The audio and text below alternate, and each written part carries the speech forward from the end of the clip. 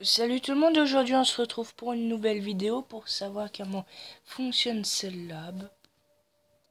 Et aujourd'hui on va s'intéresser à deux cellules. Alors le stéréocyte, le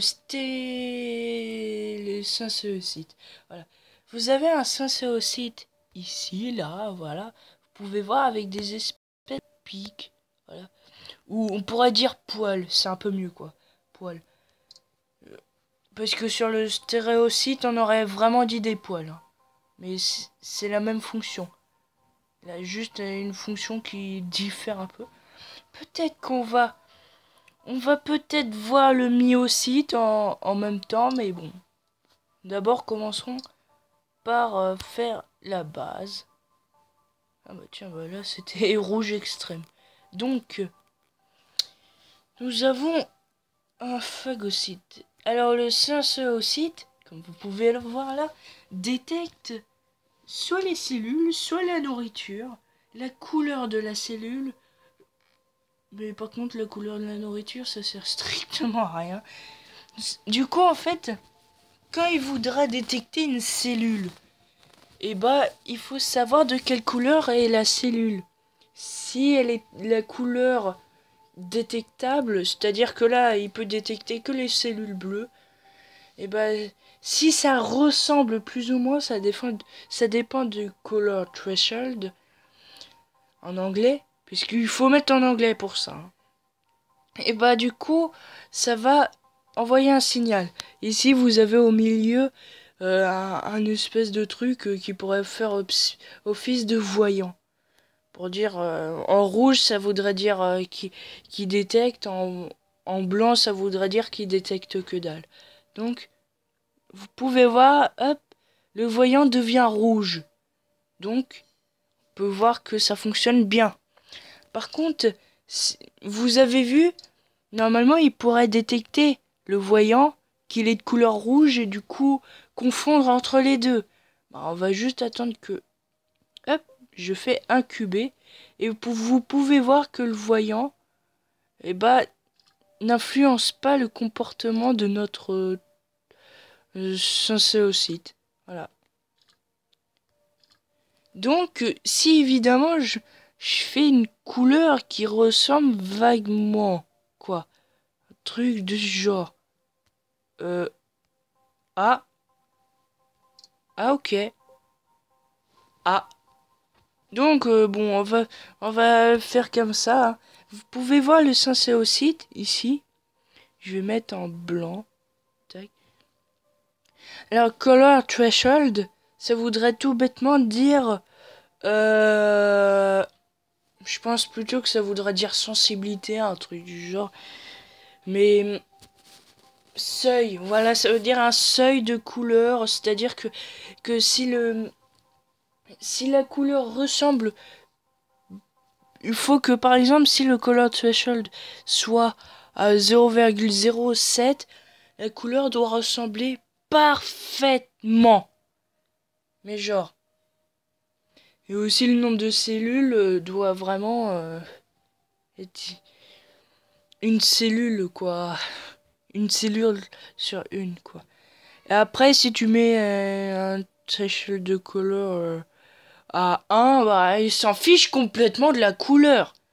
Ah, mais totalement. Donc à ce moment-là, bah ça peut causer des problèmes avec les cellules qui se trouvent dans notre créature. Parce qu'il va pas voir la différence et il va être tout le temps activé, donc ça sert à rien. Donc, le sensor-acide, vous avez vu vaguement comment ça fonctionne, ça sert juste à détecter. Alors, après, nous avons le stéréocyte. Vous avez vu, on a deux poils vers le haut et le bas. Mais en fait, ça est droite à gauche pour comparer à la cellule. Et les paramètres n'ont pas l'air d'être différents, comme vous pouvez voir. Sauf que, en fait, comment ça fonctionne? Ici, si je mets une sortie de 10, par exemple, et bah, si t'as des... Bah, par exemple, si on met nourriture, option nourriture, pour qu'il détecte la nourriture. Si t'as de la nourriture à droite, et bah la sortie sera de 10. Si t'as de la nourriture à gauche, la sortie sera de moins 10. Parce que c'est l'inverse. Donc si je fais moins 10, et bah en fait ça veut dire à gauche. Ça c'est droite, gauche, voilà. Donc,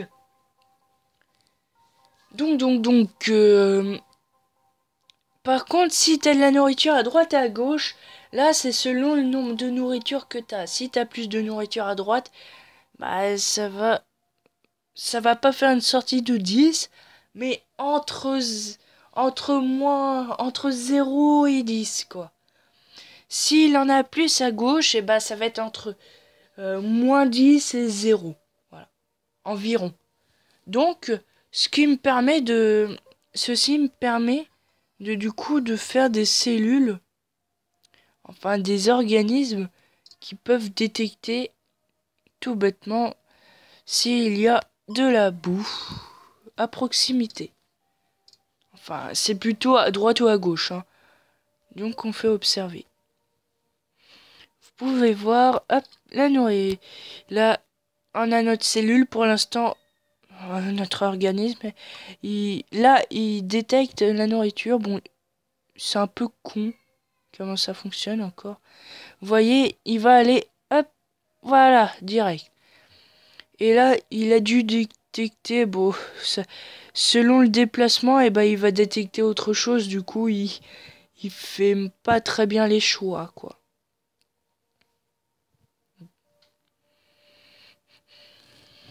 Donc, vous pouvez voir, ça se déplace plutôt intelligemment comparé à la première version de cellules que vous devez forcément vous en rappeler.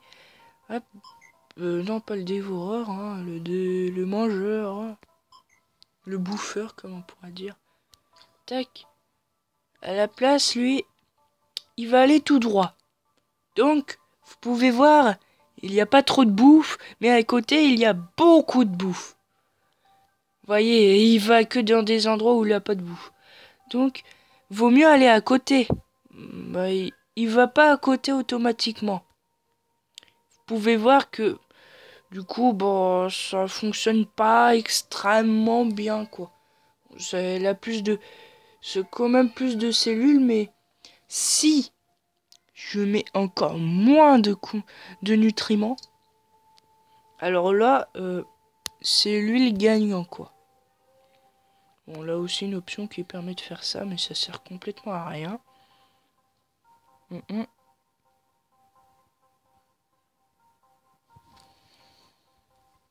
Donc, on a toujours les mêmes phénomènes naturels qui fait que si tu as beaucoup de nutriments, du coup, de nourriture, et ben il y a beaucoup de personnes qui vont naître, qui vont arriver grand, par exemple. Mais s'il y a, du coup, et ben il y a de moins en moins de nourriture, et du coup, bah, il y aura moins de personnes qui vont être satisfaits, et du coup, ils vont vite sortir du restaurant, et il y aura de moins en moins de personnes. Les personnes, du coup, c'est les cellules, et la nourriture, bah, c'est la nourriture. Voilà. L'histoire. Donc, on fait ça pour éviter de causer des problèmes.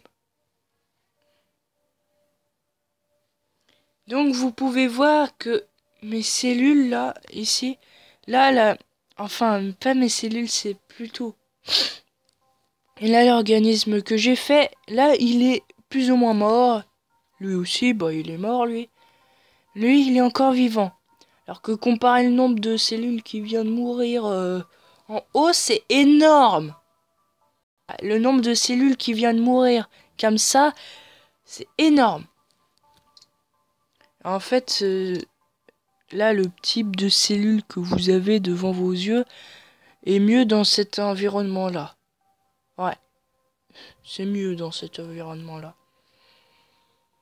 Parce que là, pas trop de bouffe, quoi. Alors, j'ai touché à rien, il y a toujours notre cher organisme là. Sauf que les autres, eh ben, il y en a vraiment beaucoup moins que tout à l'heure. Voilà.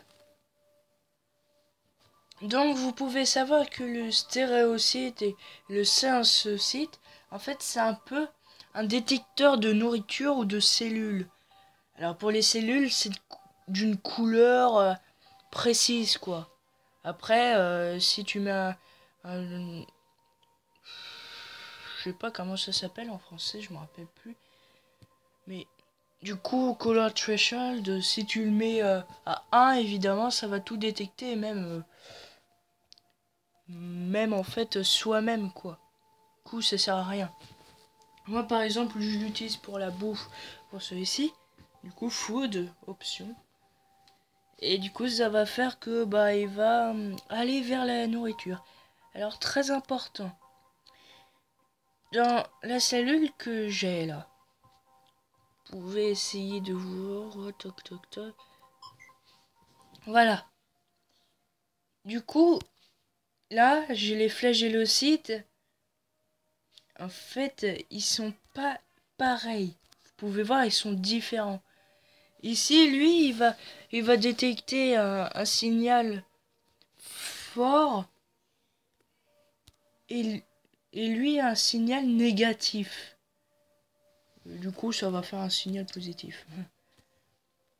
Donc, le problème, c'est que il se reproduit pas tant que bah il a pas assez de nutriments et c'est trop peu pour lui. Et le nombre de nutriments qu'il y a.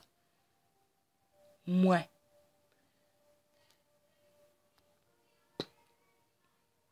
Pouf. Ah.